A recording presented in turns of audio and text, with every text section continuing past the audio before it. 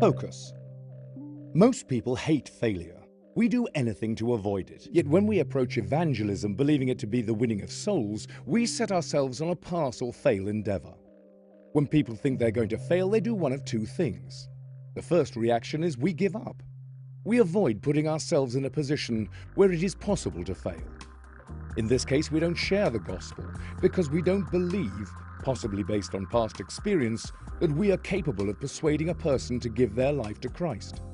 We quit, so the gospel goes unproclaimed. The second reaction to the possibility of failure is that we preach a gospel that is seeker-friendly. We may leave out the topic of judgment and hell and just talk about the good stuff. We may even preach falsehoods such as, "Come to God and your troubles will end. Come to God, He'll make you rich. Come to God and life will be perfect." So the gospel is compromised because we want to make sure that we succeed in evangelism. The desperate reality, however, is that people are reacting to something that isn't the truth. They're coming to God under false pretenses, and this has serious consequences. This is the danger that arises when we think of evangelism as the winning of souls. Yet the Bible states that salvation belongs to the Lord. Whether in the Old Testament, where it refers to the salvation of the nation of Israel, Jeremiah chapter 3 verse 23, or in the New Testament, and the redemptive act of Jesus Christ, we can only conclude that the work of salvation is not ours. It is Christ's and His alone.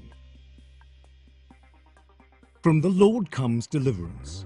Psalm chapter 3 verse 8, NIV, or as reported in the NKJV, salvation belongs unto the Lord. Is there not immense relief and comfort in this? When it comes from people being saved from hell to eternity in heaven with the Father, that work is all of God. We cannot save a soul.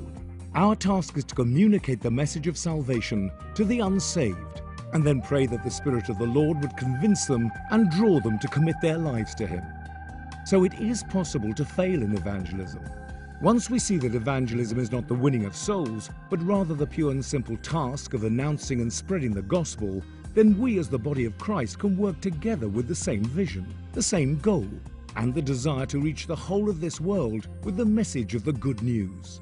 It's a team effort, and it needs all players on the pitch.